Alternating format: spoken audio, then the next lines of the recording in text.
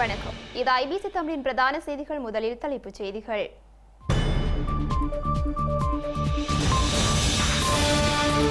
தமிழரசு கட்சியை காக்க ஸ்ரீதரனை வீதிக்கு இறக்க கோரும் பேராசிரியர் கணேசலிங்கம்.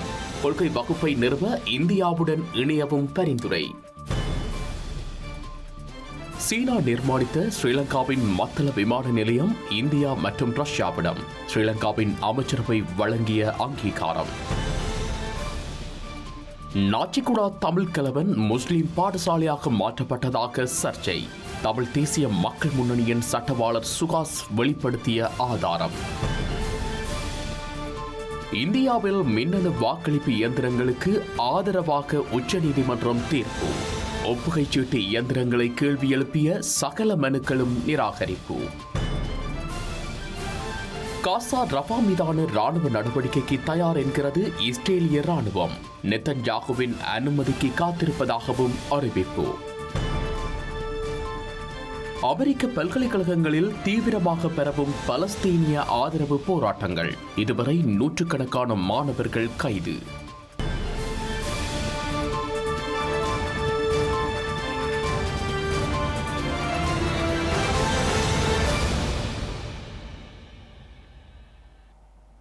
தொடர்பான விரிவான செய்திகள்.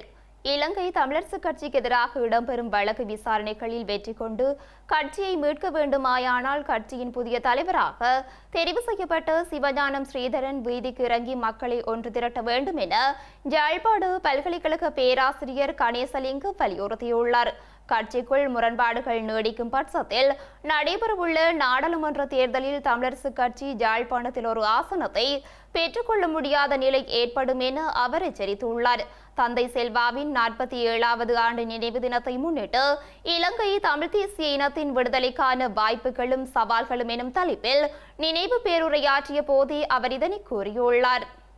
நீதிமன்றத்துக்கு கொண்டு நிறுத்தியவர்கள் பொதுமக்கள் அல்ல, எதிரிகள் அல்ல, சரிதானே? எதிரிகள் அல்ல, விரோதிகள் அல்ல. கொண்டு நிறுத்தியவர்கள் கட்சிக்குள் இருந்தவர். கட்சிக்குள் இருந்து முரண்பாடுகளும் பகைமைகளும் அவாக்களும் அல்லது தங்களுடைய நலன்கள் சாத்தியப்படவில்லை என்ற எண்ணங்களை கொண்டவர்கள் தான் இதை கொண்டு போய் நிறுத்தினர். இதை தோற்கடிப்பதற்கு ஒரு வழிமுறை இருக்கிறது. அது புதிதாக தேர்ந்தெடுக்கப்பட்ட ஸ்ரீதரனுக்கு குறித்துடையது. இந்த வீதிக்கு வருதல் வேண்டும். இந்த தமிழரசு கட்சியை காப்பதற்கு வீதிக்கு வருதல் வேண்டும். மக்களை அணிதிரட்டுதல் வேண்டும். மக்களோடு ஒன்று சேர்ந்து நீதிமன்றத்தினுடைய குற்றச்சாட்டுக்களை முடிவுக்கு கொண்டு வர வேண்டும், அல்லது நீதிமன்றத்தில் முன்வைக்கப்பட்டிருக்கின்ற குற்றச்சாட்டுக்களை முடிவுக்கு கொண்டு வர வேண்டும். அதனை ஸ்ரீதரனும் இங்கே இருக்கின்ற தலைமைகளும் தந்தை செல்வாவினுடைய இந்த நாளில் உங்களுடைய எண்ணமாக கொள்ளுவீர்களாக இருந்தார் இந்த ஈழத்தமிழர் தங்களுடைய இருப்பில் ஏதாவது மாற்றம் நிகழும் என்று நம்பிக்கையோடு புலம்பெயர்வை நிறுத்திவிட்டு ஆரோக்கியமான நம்பிக்கையோடு பயணிப்பதற்கான ஒரு சூழல் கிடைக்கும். அல்லது நான் நினைக்கிறேன், வடக்கில் 3 பாராளுமன்ற உறுப்பினர் தமிழரசு கட்சிக்கு அடுத்த தேர்தலில் அது ஒன்றாகவும் விடலாம், ஒன்றில்லாமலும் போய்விடலாம் என்ற எச்சரிக்கையையும் இந்த இடத்தில் குறிப்பிட வேண்டிய ஒரு தேவைப்பாடு இருக்கின்றது. நிச்சயமாக இந்த கட்சி மீளமைக்கப்பட வேண்டும். ஏன் என்ற ஒரு கேள்வி என்னிடம் இருக்கிறது. இது ஒன்று, தந்தை செல்வா ஒரு தீர்க்க தரிசனத்தோடு கட்டமைத்த கட்சி. வடக்கு கிழக்கு முகம் இது குறித்துடைய ஈழத்தமிழர்களுடைய அரசியல் பயணத்தில் இது கணிசமாக தன்னுடைய துயரங்களையும் வலிகளையும் அது அனுபவித்தது. அதிடம் நிறைய பலங்கள் பலவீனங்கள் ஏற்ற இறக்கங்கள் இருக்கலாம். அது கட்சிகள் எல்லாவற்றுக்கும் உண்டு. எல்லாமே கட்சிகளினுடைய இருப்புகளுக்கு குறித்துடையதுதான். இதேவேளை இந்தியாவுடன் இணைந்து ஈழத்தமிழர்கள் சரியான கொள்கை வகுப்புகளை மேற்கொள்ளும் பட்சத்திலேயே நிரந்தர அரசியல் இருப்பை தக்க வைக்க முடியும் என யாழ்ப்பாண பல்கலைக்கழக பேராசிரியர் கணேசலிங்கம் வலியுறுத்தியுள்ளார். இந்தியா பொருளாதாரத்தில் வல்லரசாக மாறி வரும் நிலையில் ஈழத்தமிழர்களும் தமிழ் அரசியல் கட்சிகளுடன் இந்தியாவுடன் இணைந்து பயணித்தால் மாத்திரமே தீர்வை பெற்றுக்கொள்ள முடியும் எனவும் அவர் தெரிவித்துள்ளார். நீங்கள் எதை கூறினாலும், நீங்கள் என்ன விவாதங்களை வைத்தாலும், முதுகில் குத்தி விட்டார்கள், கட்டி கொடுத்து விட்டார்கள், அவர்கள் எங்களை முன்னேற விடவே மாட்டார்கள், இப்படி என்னெல்லாம் நீங்கள் இந்தியாவை பற்றி என்ன விவாதம் வைத்தாலும் இந்த ஜியோகிராபிக்கல் ப்ராக்சிமேட்டிவ் இந்தியா இல்லாமல் ஈழத்தமிழர்கள் அல்லது இலங்கை தீவில் இருக்கின்ற யாரும் தங்களுடைய இருப்பை நிர்ணயமாக தக்க வைக்க முடியாது, நிர்ணயமாக ஒழுங்குபடுத்த முடியாது. எத்தனை ஆயிரம் போராளிகள், எத்தனை ஆயிரம் இராணுவம், எத்தனை கப்பல்கள், நான் நினைக்கிறேன் 24க்கும் மேற்பட்ட கப்பல்கள் விடுதலை புலிகள் உரியது. எத்தனை ஆட்லரிகள், தற்கொலை படைத்தாரிகள் எவ்வளவு பேர். ஏதாவது வைத்திருக்கிறீர்களா? இப்போது குண்டூசி இருக்கா உங்களிடம், ஈழத்தமிழர்களிடம்? இதனுடைய அடிப்படை எங்கே இருந்து தொடங்கியது? ஸ்ரீபெரும்புத்தூரில் இருந்து தொடங்கியது. அந்த துயரத்தின் வலி அது சில வேளை செய்யாமல் இருக்கலாம், செய்திருக்கலாம், செய்யாமலும் இருக்கலாம். இன்னுமே அந்த விடை இல்லை உலகத்தில். நிறைய குழப்பங்களும் விவாதங்களும் உண்டு. ஆனால் வெளிப்படையாக இல்லாவிட்டாலும் மறைமுகமாக வேணும். அது ஈழத்தமிழரால் செய்யப்பட்டது என்ற விவாதம்தான் இந்திய தேசம் முழுவதும், உலகம் முழுவதும் உண்டு. ஆகவே இது சரிப்படுத்தப்படும். அதை மீற நாங்கள் தயாராக இல்லையோ, அல்லது அதை நாங்கள் அதோடு சேர்ந்து பயணிக்க நாங்கள் தயாராக இல்லையோ, அதை தந்திரமாக எங்களால் கையாள முடியவில்லையோ, இந்த அரசியல் களம் காணாமல் தான் போகும். இந்த அரசியல் களம் தன்னுடைய இருப்பை இழந்துதானா? ஏனென்று சொன்னால் அதனுடைய பொருளாதார வளர்ச்சியும், அது பொருளாதாரத்தில் ஒரு தேசம் வளருகின்ற அடுத்த கட்டம், அது இராணுவ ரீதியான ஒரு பெரும் உச்சத்தை பாய்ச்சலை அது அடையும். அதுக்கான வாய்ப்புகள் அது உருவாக்கி இருக்கின்றது. அதனை தென்னிலங்கையில் இருக்கின்ற புத்திஜீவிகளும் அரசியல் தலைவர்கள் நன்கு புரிந்து வைத்திருக்கிறார். எப்படி இந்தியாவோடு நாங்கள் பாலம் அமைப்பது பற்றி அவர்கள், அது இப்போ மோடி பாலம் ஆகிவிட்டது. ஒரு காலத்தில் ராமர் பாலம் என்று இருந்தது, அது இப்போது மோடி பாலமாகி, அந்த மோடி பாலமானதனுடைய விளைவு தென்னிலங்கை அதை முதலே சுதாகரித்து கொண்டு செயல்பட தொடங்கிவிட்டது என்பதுதான். ஆகவே நிச்சயம் இதில் ஈழத்தமிழர்கள் ஒரு கட்சியாக, ஒரு தேசமாக தங்களுடைய இருப்பின் நியாயத்தன்மைகளை முதன்மைப்படுத்தி கொண்டு செயல்பட வேண்டிய மிக பிரதானமான ஒரு தேசம் இந்தியா. இதுக்கு மிக பலம் என்னென்று சொன்னால், ஈழத்தமிழர்களுக்கு மிக பலம் தமிழகம். அங்கே இருக்கக்கூடிய அரசியலினுடைய வடிவம் அதெல்லாம் உங்களால் ஏற்றுக்கொள்ள முடியாது, எனக்கு தெரியும். நீங்கள் அதை பற்றி அதெல்லாம் எனக்கு வேண்டாம். அந்த அரசியல் எப்படியும் இருந்துட்டு போகட்டும். ஆனால் அந்த மக்கள் கூட்டம், நான் நினைக்கிறேன் ஒரு தடவை போராளிகள் மீது அண்டன் பாலசிங்கம் பயன்பாட்டை முதன்மைப்படுத்த வேண்டிய தேசிய இனம் ஈழத்தமிழர்கள். என்ற ஈழத்தமிழர்களுக்கு அந்த ப்ராக்சிமேட்டியில் ஈழத்தமிழர்களும் தமிழகமும் அயலகம், இந்த ரெண்டுக்கும் இடையிலே நாங்கள் மீனவர் சார்ந்து இருக்கின்ற முரண்பாடுகளை நாங்கள் எவ்வாறு தமிழரசாக நாங்கள் எவ்வாறு எதிர்கொள்வோம், தமிழரசாக நாங்கள் எவ்வாறு அதை தீர்ப்பது பற்றி யோசிக்கின்றோம். நான் நினைக்கிறேன் இந்த பிராந்திய சர்வதேச சக்தி, ஏனென்றால் தனித்து இந்தியா ஒரு புவிசார் அரசியல் மட்டும் கிடையாது, ஒரு பிராந்திய அரசு மட்டும் கிடையாது. அது இப்போது ஒரு பூகோள அரசு. அது அமெரிக்காவோடும் ஐரோப்பிய நாடுகளோடும் ரஷ்யாவோடும் ஒரு உலகளாவிய ரீதியான பொருளாதார இராணுவ பரிமாற்றங்களை கொண்டிருக்கக்கூடிய ஒரு பெரும் வலுவான ஒரு தேசம். அந்த தேசத்தை நோக்கி ஈழத்தமிழர்கள் சரியான கொள்கை வகுப்பு செய்ய வேண்டும். நான் நினைக்கிறேன் இது பல தடவை ஈழத்தமிழர்களுடைய புலமை தளத்தில் சொல்லப்பட்டிருக்கின்றது. ஒரு சரியான ஒரு தீர்க்க தரிசனமான ஒரு நோக்கு நிலையில் ஒரு ராஜதந்திர செய்முறைக்குட்படுகின்ற ஒரு வெளியுறவு பாரம்பரியத்தை கட்டியமையுங்கள். அது கூடாக ஒரு ஆரோக்கியமான ஒரு அரசியல் இருப்பை சாத்தியப்படுத்த முடியும். இலங்கை தமிழரசு கட்சியின் ஸ்தாபக தலைவர் தந்தை செல்வாவின் 47வது ஆண்டு நினைவேந்தல் செல்வநாயகம் நினைவு அறக்கட்டளையின் ஏற்பாட்டில் தெல்லிப்பள்ளியில் அமைந்துள்ள தந்தை செல்வாவின் தூபியில் உணர்வுபூர்வமாக முன்னெடுக்கப்பட்டுள்ளது. தென்னிந்திய திருச்சபையின் பேராயர் பத்மதயாளன் மற்றும் முன்னாள் பேராயர் ஜெபனேசன் தலைமையில் பிரார்த்தனை வழிபாடுகள் முன்னெடுக்கப்பட்டு அகவணக்கம் செலுத்தப்பட்டது. அதனைத் தொடர்ந்து தந்தை செல்வாவின் தூபிக்கு மலரஞ்சலி செலுத்தி ஈகை சுடரும் ஏற்றப்பட்டது. இதன்பொழுது செல்வநாயகம் நினைவு அறக்கட்டளையினர் தென்னிந்திய திருச்சபையின் பேராயர் பத்மதயாளன், முன்னாள் பேராயர் ஜெபனேசன், இலங்கை தமிழரசு கட்சியின் தலைவர் மாவை சேனாதிராஜா, முன்னாள் நாடாளுமன்ற உறுப்பினர் ஈஸ்வரபாதம் சரவணபவன், முன்னாள் அரசாங்க அதிபர் வேதநாயகம் உட்பட்ட பலரும் கலந்து கொண்டனர். ஹம்பாந்தோட்டை மத்தள ராஜபக்ஷ சர்வதேச விமான நிலையத்தின் நிர்வாகத்தை இந்திய மற்றும் ரஷ்யாவிடம் கையளிப்பதற்கான தீர்மானத்திற்கு ஸ்ரீலங்கா அமைச்சரவை அனுமதி வழங்கியுள்ளது. இதன்படி இந்திய மற்றும் ரஷ்ய நிறுவனங்களுக்கு 30 வருட கால குத்தகைக்கு ராஜபக்ஷ சர்வதேச விமான நிலையம் கையளிக்கப்பட உள்ளது. இலங்கையில் 2வது சர்வதேச விமான நிலையமாக மத்தள ராஜபக்ஷ சர்வதேச விமான நிலையம் நிர்மாணிக்கப்பட்ட நிலையில் அந்த விமான நிலையத்தின் ஊடான போக்குவரத்து சேவைகள் குறைபாடாக காணப்படுகின்றன. இந்த நிலையிலேயே மத்தள ராஜபக்ஷ சர்வதேச விமான நிலையத்தின் வசதிகளை பயன்படுத்த ஆர்வம் காட்டும் தரப்பினரிடம் இருந்து விருப்பு கோரல்களை பெற்றுக்கொள்ள கடந்த ஜனவரி மாதம் 9ஆம் தேதி இடம்பெற்ற அமைச்சரவை கூட்டத்தில் அங்கீகாரம் வழங்கப்பட்டிருந்தது. அதற்கமைய விருப்பு கோரல்கள் பெறப்பட்டுள்ளதுடன் 5 நிறுவனங்கள் விருப்பு கோரல்களை சமர்ப்பித்துள்ளன. இதனையடுத்து ஸ்ரீலங்கா அமைச்சரவையால் நியமிக்கப்பட்ட பேச்சுவார்த்தை உடன்பாட்டு குழுவின் பரிந்துரைக்கு அமைய மத்தள ராஜபக்ஷ சர்வதேச விமான நிலையத்தின் முகாமைத்துவத்தை இந்தியா மற்றும் ரஷ்ய நிறுவனங்களுக்கு வழங்க அமைச்சரவை அங்கீகாரம் வழங்கியுள்ளது. இந்தியாவின் MS Shaurya aeronautics private limited நிறுவனத்திற்கும் ரஷ்யாவின் ஏர்போர்ட்ஸ் ஆஃப் ரீஜன்ஸ் மேனேஜ்மெண்ட் நிறுவனத்திற்கோ அல்லது அதனுடன் இணைந்த தொழில் முயற்சியாளர்களுக்கு 30 வருட கால குத்தகைக்கு வழங்க ஸ்ரீலங்கா துறைமுகங்கள், கப்பல் துறை மற்றும் விமான சேவைகள் அமைச்சர் சமர்ப்பித்த யோசனைக்கு அமைச்சரவை அங்கீகாரம் வழங்கியுள்ளது. ஸ்ரீலங்காவின் நீதித்துறையை கேள்விக்குட்படுத்தும் வகையில் ஐக்கிய மக்கள் சக்தியின் நாடாளுமன்ற உறுப்பினர் லக்ஷ்மன் கிரியல்ல செயற்பட்டதாக ஸ்ரீலங்கா சுற்றுலாத்துறை அமைச்சர் ஹரின் பெர்னாண்டோ குற்றம் சாட்டியுள்ளார். ஹரின் பெர்னாண்டோவால் இன்றைய நாடாளுமன்ற அமர்வின் போது முன்வைக்கப்பட்ட குற்றச்சாட்டை நிராகரித்த லக்ஷ்மன் கிரியல்ல தான் நீதிமன்ற தீர்ப்பு தொடர்பில் எந்தவொரு கருத்தையும் வெளியிடவில்லை எனவும் தெரிவித்துள்ளார். இதனால் நாடாளுமன்றத்தில் வாத பிரதிவாதங்கள் இடம்பெற்றுள்ளன.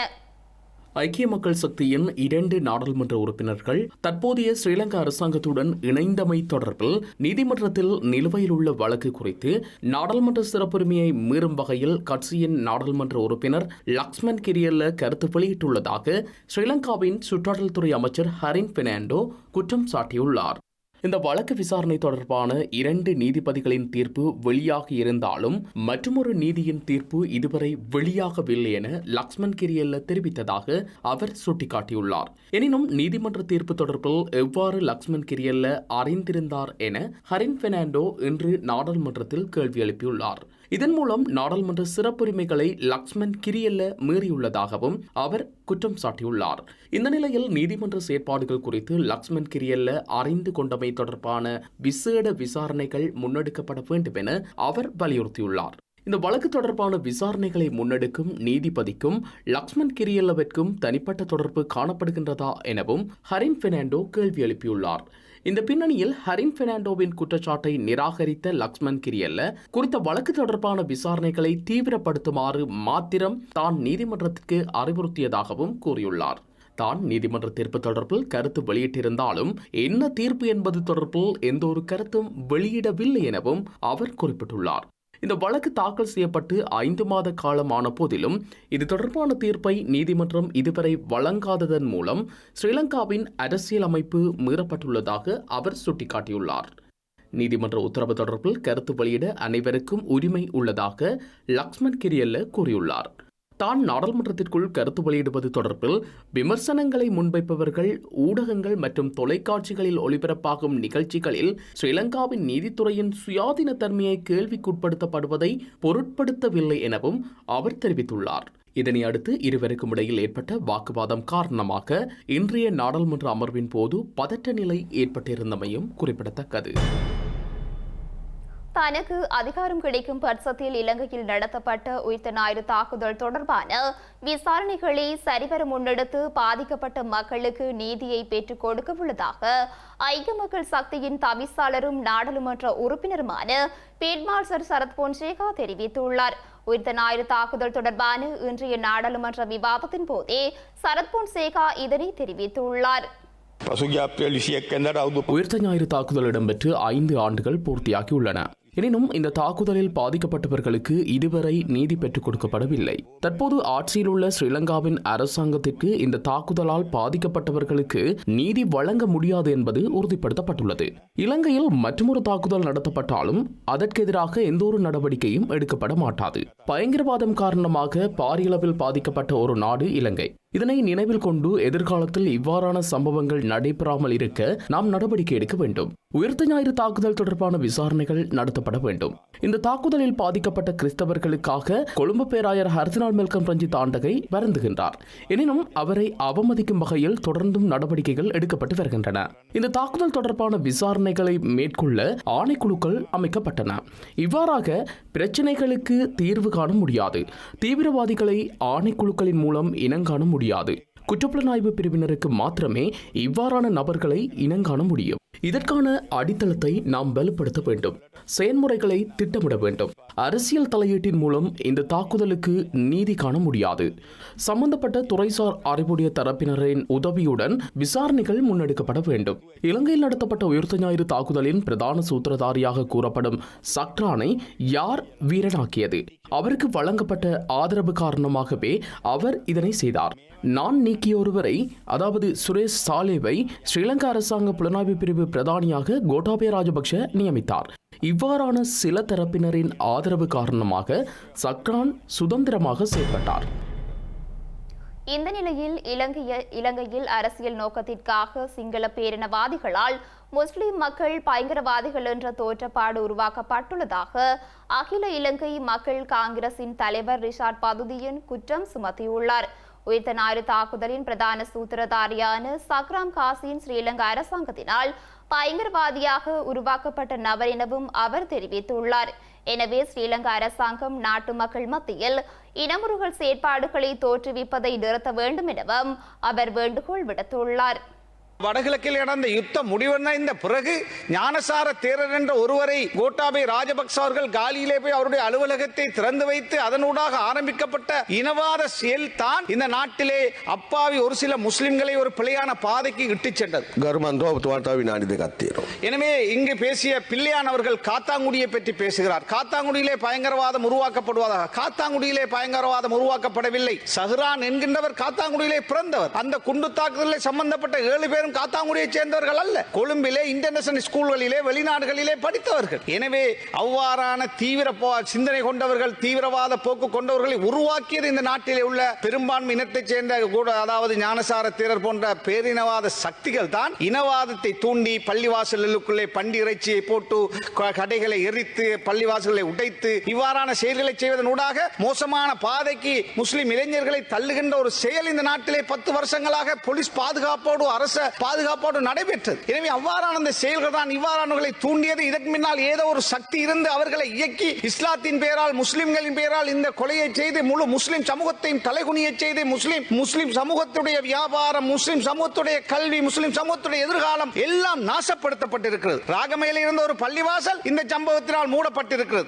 ராகமையிலே ஆஸ்பத்திரியில் இருந்த பள்ளிவாசல் மூடப்பட்டிருக்கிறது. மகரை சிறைச்சாலைக்கு அருகில் இருந்த பள்ளிவாசல் மூடப்பட்டிருக்கிறது. அரபு புத்தகங்கள் வெளிநாடுகளில் இருந்து கொண்டு வர முடியாது. குர்ஆனை வெளிநாடுகளிலிருந்து கொண்டு வர முடியாது. பாதுகாப்பு அமைச்சு தடை விதித்து வகையான கஷ்டங்களையும் இஸ்லாமிய சமூகத்தின் மீது இன்றும் இந்த சமூகம் அனுபவித்துக் கொண்டிருக்கிறது. எனவே அரசாங்கம், ஜனாதிபதி அவர்கள் இந்த மாதிரியான தடங்கல்களை உடனடியாக நீக்க வேண்டும் என்று நான் அன்பாக வேண்டுகோள் விடுக்கின்றேன். இலங்கைக்கு விஜயம் செய்த ஈரான் ஜனாதிபதி இப்ராஹிம் ரைசியை சந்திப்பதை ஸ்ரீலங்கா எதிர்க்கட்சி தலைவர் சஜித் பிரேமதாச தவிர்த்துள்ளார் என்ற கருத்தினை ஐக்கிய மக்கள் சக்தியின் நாடாளுமன்ற உறுப்பினர் நலின் பெர்னாண்டோ மறுத்துள்ளார். ஈரான் ஜனாதிபதியை சந்திப்பதற்கு சஜித் பிரேமதாச ஸ்ரீலங்காவில் உள்ள ஈரான் தூதரகத்திடம் அனுமதி எதனையும் பெற்றிருக்கவில்லை எனவும் அவர் சுட்டிக்காட்டியுள்ளார். அமெரிக்கா மற்றும் மேற்குலக நாடுகளின் கடும் கண்காணிப்புகளின் மத்தியில் இலங்கைக்கு ஒருநாள் உத்தியோகபூர்வ பயணத்தை மேற்கொண்ட ஈரான் ஜனாதிபதி இப்ராஹிம் ரைசி உமா-ஓயா திட்டத்தை திறந்து வைத்தார். இலங்கை வந்த ஈரான் ஜனாதிபதி இப்ராஹிம் ரைசிக்கு ரணில் விக்ரமசிங்கவினால் டிராபோசன விருந்து வழங்கப்பட்ட நிலையில் சஜித் பிரேமதாச குறித்த விருந்தில் கலந்து கொள்ளாமை தொடர்பில் பல தரப்பினர்கள் விமர்சனங்களை முன்வைத்திருந்தனர். இது தொடர்பாக ஐக்கிய மக்கள் சக்தியின் நாடாளுமன்ற உறுப்பினர் நலின் பண்டார நாடாளுமன்றத்தில் இன்று விளக்கம் அளித்துள்ளார். இதன்போது ஸ்ரீலங்கா ஜனாதிபதி ரணில் விக்ரமசிங்க கடந்த காலங்களில் வழங்கிய ராப்போசன விருந்துகள் எவற்றிலும் சஜித் பிரேமதாச கலந்து கொள்ளாததை அவர் சுட்டிக்காட்டியுள்ளார். அதுபோலவே ஈரான் ஜனாதிபதி இப்ராஹிம் ரைசிக்கு ஜனாதிபதி ரணில் விக்ரமசிங்கவினால் வழங்கப்பட்ட ராப்போசன விருந்திலும் சஜித் பிரேமதாச கலந்து கொள்ளவில்லை என நலின் பண்டார தெரிவித்துள்ளார். ஐக்கிய மக்கள் சக்தி ஈரான் ஜனாதிபதியை சந்திக்கவில்லை என்று கூறப்படும் தவறான கருத்துக்களை ஏற்றுக்கொள்ள முடியாது என்று கூறிய அவர், ஈரான் ஜனாதிபதியை சந்திப்பதற்கு ஈரான் தூதரகத்திடம் இருந்து சஜித் பிரேமதாச அனுமதியை பெற்றிருக்கவில்லை என்பதையும் தெளிவுபடுத்தியுள்ளார். இலங்கையில் இனமுரண்பாட்டை தோற்றுவிக்க ஸ்ரீலங்கா அரசால் நடத்தப்பட்ட நாடகமே உயிர்த்த ஞாயிறு தாக்குதல் என தமிழ் தேசிய மக்கள் முன்னணியின் நாடாளுமன்ற உறுப்பினர் செல்வராசா கஜேந்திரன் தெரிவித்துள்ளார். உயிர்த்த ஞாயிறு தாக்குதலுக்கான முறையான நீதி ஸ்ரீலங்கா அரசிடமிருந்தும் எப்போதும் கிடைக்காது எனவும் ஸ்ரீலங்கா நாடாளுமன்றில் சுட்டிக்காட்டியுள்ளார். இன்று ஒரு அரசு இருக்கிறது என்று சொன்னால் இந்த அரசும் அது தொடர்பாக ஆக்கப்பூர்வமான நடவடிக்கை எடுக்கவில்லை. வெறும் விவாதம் வாய்ச்சவடால் மட்டும் நடைபெறுகிறது என்று சொன்னால் இன்று இருப்பவர்களுக்கும் அந்த தாக்குதலுக்கு தொடர்பு இருக்கிறது. ஆகவே அரசு தான் இந்த தாக்குதலை நடத்தி இருக்கிறது. அப்படிப்பட்ட ஒரு இடத்திலே இந்த முஸ்லீம் மக்களை குறிவைத்து அங்கே மிக கெட்டித்தனமாக இந்த அரச புலனாய்வு பிரிவு என்ன செய்திருக்கிறது என்று சொல்லி சொன்னால், இஸ்லாமிய சமூகத்திற்கு இருக்கக்கூடிய ஓரிரண்டு அடிப்படைவாதிகளை கண்டுபிடித்து அவர்களை தயார்படுத்தி இன்னும் ஒரு சிறுபான்மை சமூகமான கத்தோலிக்கர்களுடைய தேவாலயங்களை இலக்கு வைத்து தாக்குதல்களை நடத்திவிட்டு அந்த பெரும்பான்மையின சிங்கள மக்கள் மத்தியிலே இந்த ரெண்டு தரப்பில், அதாவது இந்த முஸ்லீம்களுக்கு எதிரான ஒரு வெறுப்புணர்வை விதைத்துக் கொண்டிருக்கிறார்கள். இந்த செயல்பாடுகள் ஒரு ஆபத்தான இடத்தை நோக்கி சென்று கொண்டிருக்கின்றன. 19ஆம் ஆண்டு அந்த தாக்குதல் நடைபெற்றது. இன்று 5 ஆண்டுகள் கடந்திருக்கிறது. இந்த 5 ஆண்டுகளிலே இந்த இஸ்லாமிய மக்கள் சகோதரர்கள் அல்ல இந்த முஸ்லீம் சகோதரர்கள் எந்த ஒரு இடத்திலும் எந்த ஒரு சிறிய ஒரு வன்முறை சம்பவங்களிலும் ஈடுபட்டது கிடையாது. அப்படி என்று சொல்லி சொன்னால் இந்த 5 ஆண்டுகளுக்கு பின்னரும் மீண்டும் மீண்டும் இங்கே உரையாற்றுகின்ற பொழுது இஸ்லாமியர்களுக்கு எதிராக அவர்கள் ஒரு கொலை வரி விடித்தவர்கள் போன்றது ஒரு தோற்றப்பாடு உருவாக்கப்படுகிறது என்று சொல்லி சொன்னால், இந்த தாக்குதல் சம்பவம் தொடர்பாக இந்த 5 ஆண்டுகளிலே ஒரு குண்டூசி அளவு முன்னேற்றம் கூட ஏற்படுத்தப்பட்டு நடவடிக்கை எடுக்கப்பட்டிருக்கவில்லை என்று சொல்லி சொன்னால், நீங்கள் யாரும் எந்த நடவடிக்கைகளையும் எடுக்கப் போவதில்லை. அதை நான் உங்களுக்கு எழுதி கொடுப்பேன். கிளிநொச்சி நாச்சிக்குட அரசினர் தமிழ் கலவன் பாடசாலை அரசினர் முஸ்லிம் கலவன் பாடசாலையாக மாற்றப்பட்டுள்ளதா என்ற சந்தேகம் எழுந்துள்ளதாக தமிழ் தேசிய மக்கள் முன்னணி கேள்வி எழுப்பியுள்ளது. குறித்த பாடசாலையின் அதிபர் அரசினர் முஸ்லிம் கலவன் பாடசாலை என பதவி முத்திரையை பயன்படுத்தியுள்ளதாகவும் அந்த கட்சியின் பேச்சாளர் சுகாஸ் குற்றம் சுமத்தியுள்ளார். கிளிநொச்சி நாச்சிக்குடா அரசினர் தமிழ் கலவன் பாடசாலை என்ற பெயரில் நியமனம் வழங்கப்பட்ட கல்லூரியின் தற்போதைய அதிபர் அரசினர் முஸ்லிம் கலவன் பாடசாலை என்ற முத்திரையை பயன்படுத்தியதாக தமிழ் தேசிய மக்கள் முன்னணியின் பேச்சாளர் சுகாஸ் குற்றம் சுமத்தியுள்ளார். இந்த ஆண்டு நடைபெறவுள்ள கல்வி பொதுத்தராதர சாதாரணதர பரீட்சைக்கான அனுமதி அட்டை அரசினர் தமிழ் கலவன் பாடசாலை என்ற பெயரில் வழங்கப்பட்டுள்ளது. எனினும் அரசினர் முஸ்லிம் கலவன் பாடசாலை என்ற பதவி முத்திரையை பயன்படுத்தி அதிபர் கையொப்பம் வைத்துள்ளமை யாரை திருப்திப்படுத்துவதற்கானது என அவர் கேள்வி எழுப்பியுள்ளார். இது தொடர்பாக மாணவர்கள், பழைய மாணவர்கள், பிரதேச மக்கள் கவனத்தில் எடுப்பார்களா எனவும் அவர் வினவியுள்ளார். தமிழ் தேசிய கட்சிகள் வெவ்வேறாக பிளவுபட்டு காணப்படுகின்ற போதிலும் தமிழர்களின் விடுதலைக்கான தீர்வு தொடர்பில் ஒன்றாக சிந்திப்பதாக முன்னாள் நாடாளுமன்ற உறுப்பினர் ஞானமுத்து ஸ்ரீநேசன் தெரிவித்துள்ளார். அத்துடன் ஜனாதிபதி தேர்தலில் தமிழ் மக்கள் சார்பில் களமிறக்கப்படும் பொது வேட்பாளர் வெற்றி பெறுவது தமது நோக்கமல்ல எனவும் வடக்கு கிழக்கு மக்கள் ஆணையை பெறுவதே தமது நோக்கம் எனவும் அவர் குறிப்பிட்டுள்ளார். இப்போது தமிழ் தேசிய கட்சிகள் சிதறி இருந்தாலும் தமிழர்களின் விடுதலை, விடிவு, அவர்களுடைய தீர்வு என்கின்ற விடயத்தில் நாங்கள் ஒன்றாக சிந்திக்கின்றோம் என்பதை இந்த இடத்தில் நாங்கள் வலியுறுத்துவதற்கு இதனை ஒரு சந்தர்ப்பமாக பயன்படுத்தலாம். இன்னும் ஒரு விடயம் சொல்கின்றேன். வடக்கு கிழக்கு மக்களிடம் அவர்களுடைய விருப்பத்தை கேட்பதற்கான ஒரு ரெஃபரண்டம், மக்கள் தீர்ப்பு, கருத்து கணிப்பை செய்து தருமாறு நாங்கள் சர்வதேசத்திடம் கேட்டாலும் சரி அல்லது இலங்கை அரசிடம் கேட்டாலும் சரி அவர்கள் செய்ய மாட்டார்கள். நாங்கள் இந்த ஜனாதிபதி தேர்தலை வடக்கு கிழக்கு மக்களின் மக்கள் ஆணையாக நாங்கள் பார்க்கின்றோம். நாங்கள் கடைசி வரைக்கும் நாங்கள் ஜனாதிபதி தேர்தலில் வெல்வது நோக்கம் அல்ல. வடக்கு கிழக்கு மக்களின் 50% அதிகமான வாக்குகள் பெற்றால் அது மக்கள் ஆணையாக இருக்கும். அல்லது அந்த 50% விட 60%, 70%, 80% பெற்றால் அந்த வடக்கு கிழக்கு மக்களின் மக்கள் ஆணை என்பது ஒரு உத்தம மட்டத்தை, ஒரு உயர்ந்த மட்டத்தை இருப்பதற்கு, உயர்ந்த மட்டத்தை அடைவதற்கு வாய்ப்பு இருக்கின்றது. இதுதான் பொது வேட்பாளர் பற்றிய எங்களது சிந்தனை. நானும் கேட்கின்றேன், பொது வேட்பாளர் வேண்டாம், சிங்கள தலைவர்களுக்கு வாக்களிப்போம் என்று யாராவது கூறினார், நான் பேரை குறிப்பிடவில்லை, அந்த நபர்கள் இந்த அவர்களுடைய குறித்த நண்பர்கள் என்று கூறப்படுகின்றவர்களுடன் சென்று தனிப்பட்ட கருத்துக்களை விடுத்து அவர்களிடம் தமிழ் மக்களுக்கான உங்களுடைய தீர்வை சொல்லுங்கள், நாங்கள் கேட்போம். பொது வேட்பாளரை நிறுத்துவதற்கு முன்பு 3 வேட்பாளர் 4 வேட்பாளர் என்றால் கேட்போம். ராஜபக்ச கூட்டத்தினர் சொல்லுகின்ற ஒரே ஒரு கருத்து என்னவென்றால் 13வது திருத்தமே வேண்டாம், மாகாண சபையே வேண்டாம் என்று சொல்லுகின்றார்கள். அப்படியெல்லாம் அவர்கள் வெளிப்படையாகத்தானே சொல்லுகின்றார்கள். அவர்கள் சிங்கள இனவாத, பௌத்த, அடிப்படைவாத வாக்குகளை மையமாக கொண்டு அரசியல் வியாபாரம் செய்கின்றார்கள். அப்படி இருக்கின்ற போது நாங்கள் என்ன முகத்தோடு, எந்த அடிப்படையில் இந்த சிங்கள தலைவர்களுக்கு வாக்களிக்கலாம் என்பது எங்களுக்கு விடை கூற முடியாத ஒரு புதிராக இருக்கின்றது. எனவேதான் நாங்கள் இந்த பொது வேட்பாளரை பற்றி சிந்திக்கணும். அமெரிக்க விவசாய திணைக்களத்தின் வர்த்தக மற்றும் வெளிநாட்டு விவசாய விவகாரங்களுக்கான துணை செயலாளர் அலெக்சிஸ் டெய்லர் ஸ்ரீலங்கா ஜனாதிபதி ரணில் விக்ரமசிங்கவை சந்தித்து கலந்துரையாடியுள்ளார். ஸ்ரீலங்கா ஜனாதிபதி அலுவலகத்தில் இன்று இந்த சந்திப்பு இடம்பெற்றுள்ளது. இலங்கையில் அமெரிக்க உதவியுடன் முன்னெடுக்கப்படும் பால் உற்பத்தியை நவீனப்படுத்துவது குறித்து அமெரிக்க விவசாய திணைக்களத்தின் வர்த்தக மற்றும் வெளிநாட்டு விவசாய விவகாரங்களுக்கான துணை செயலாளர் அலெக்சிஸ் டெய்லர் மற்றும் ஸ்ரீலங்கா ஜனாதிபதி ரணில் விக்ரமசிங்கவிற்கு இடையில் கலந்துரையாடப்பட்டுள்ளது. அந்த திட்டத்தின் ஊடாக இலங்கை முழுவதும் பால் உற்பத்தியை விரிவுபடுத்த எதிர்பார்ப்பதாக ஸ்ரீலங்கா ஜனாதிபதி தெரிவித்தார். ஸ்ரீலங்கா அரசாங்கத்தின் விவசாய நவீனமயமாக்கல் செயற்பாடுகள் குறித்து விளக்கமளித்த ஸ்ரீலங்கா ஜனாதிபதி ரணில் விக்ரமசிங்க இந்த துறையில் இளைஞர்களை அதிகளவில் உள்ளீர்ப்பது தொடர்பில் கவனம் செலுத்தப்படுவதாகவும் குறிப்பிட்டார். இதன்போது அரசாங்கத்தின் விவசாய நவீனமயப்படுத்தல் செயற்பாடுகளுக்கு முழுமையான ஒத்துழைப்பு வழங்குவதாக அமெரிக்க விவசாய துணை செயலாளர் உறுதியளித்துள்ளார்.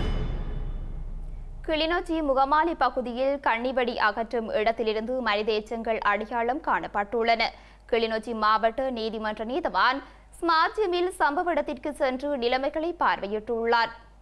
கிளிநொச்சி பளை முகமாலை பகுதியில் நேற்றைய தினம் கன்னிவெடி அகற்றும் செயற்பாட்டின் போது மனித எச்சங்களுடன் கூடிய ஆடையொன்று இனங்காணப்பட்டதை அடுத்து பளை காவல்துறையினருக்கு தகவல் வழங்கப்பட்டுள்ளது. இதனையடுத்து சம்பவ இடத்திற்கு சென்ற காவல்துறையினர் விசாரணைகளை மேற்கொண்டதுடன் மாவட்ட நீதிமன்ற நீதவானின் கவனத்திற்கும் கொண்டு சென்றனர்.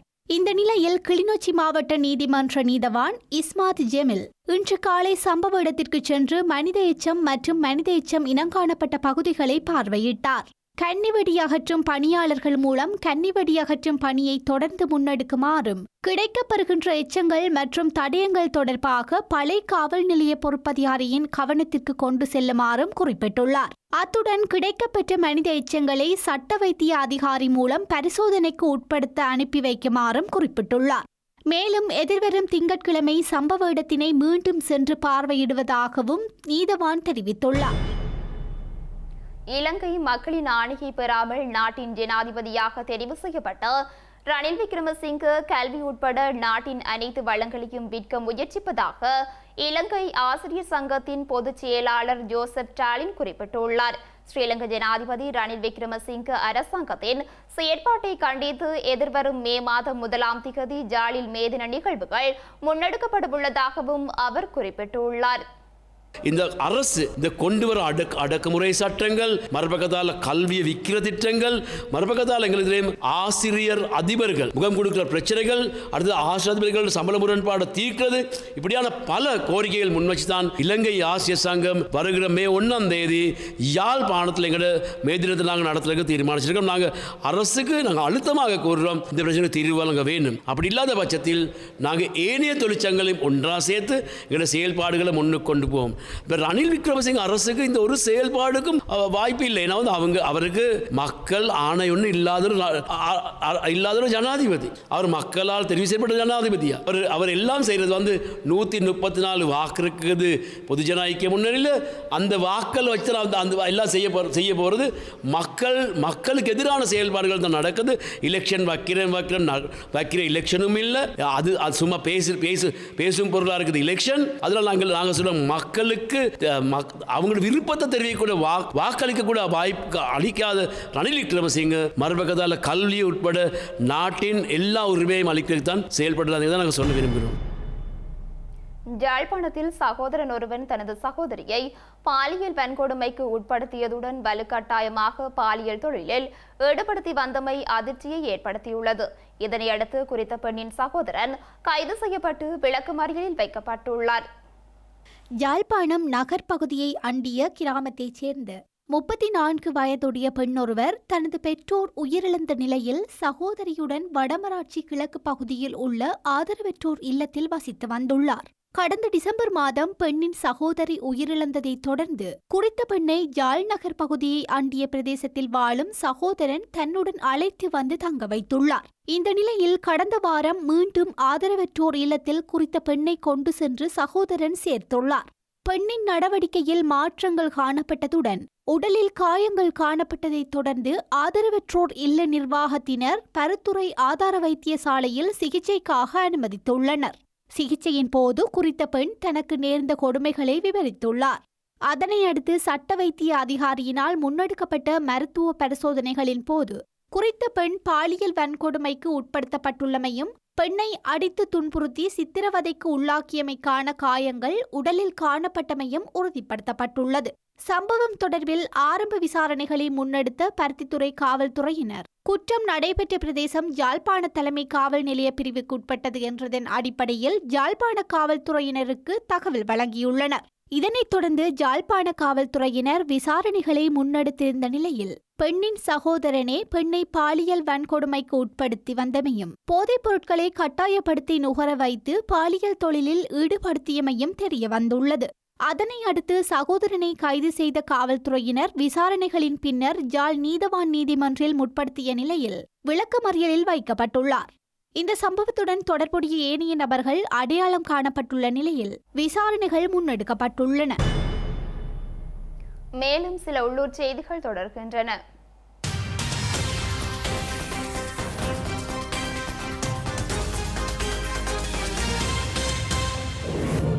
வவுனியா பிராந்திய கடவுச்சீட்டு காரியாலயம் முன்பாக நேற்று முன்னெடுக்கப்பட்ட திடீர் சோதனை நடவடிக்கையின் போது கஞ்சா போதைப் பொருளை கைவசம் வைத்திருந்த குற்றச்சாட்டில் ஒருவர் கைது செய்யப்பட்டுள்ளார். குறித்த சந்தேக நபரிடமிருந்து 1000 மில்லிகிராம் கஞ்சா போதைப் பொருட்கள் மீட்கப்பட்டதாக வவுனியா காவல்துறையினர் தெரிவித்துள்ளனர்.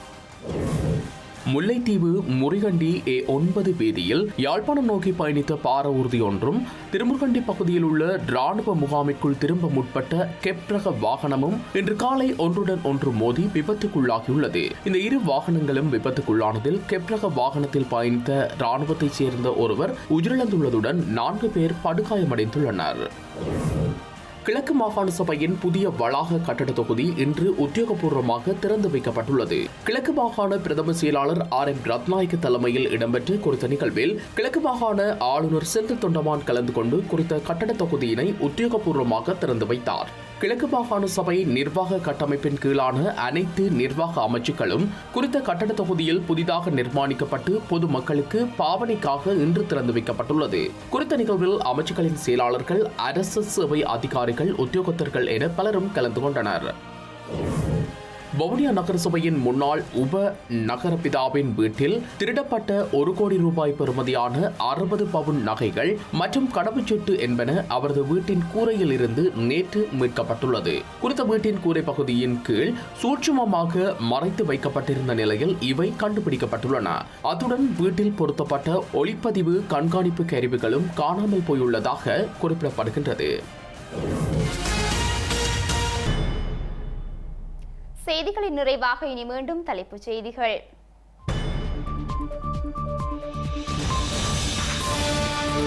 தமிழரசு கட்சியை காக்க ஸ்ரீதரனை வீதிக்கு இறக்க கோரும் பேராசிரியர் கணேசலிங்கம். கொள்கை வகுப்பை நிறுவ இந்தியாவுடன் இணையவும் பரிந்துரை.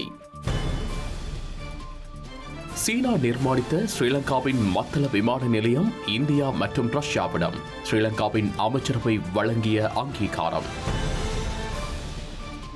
நாச்சிக்குடா தமிழ் கலவன் முஸ்லிம் பாடசாலையாக மாற்றப்பட்டதாக சர்ச்சை. தமிழ் தேசிய மக்கள் முன்னணியின் சட்டவாளர் சுகாஸ் வெளிப்படுத்திய ஆதாரம். இந்தியாவில் மின்னணு வாக்களிப்பு இயந்திரங்களுக்கு ஆதரவாக உச்சநீதிமன்றம் தீர்ப்பு. ஒப்புகைச் சீட்டு இயந்திரங்களை கேள்வி எழுப்பிய சகல மனுக்களும் நிராகரிப்பு. காசா ரஃபா மீதான ராணுவ நடவடிக்கைக்கு தயார் என்கிறது இஸ்ரேலிய ராணுவம். நெத்தன்யாகுவின் அனுமதிக்கு காத்திருப்பதாகவும் அறிவிப்பு. அமெரிக்க பல்கலைக்கழகங்களில் தீவிரமாக பரவும் பலஸ்தீனிய ஆதரவு போராட்டங்கள். இதுவரை நூற்றுக்கணக்கான மாணவர்கள் கைது.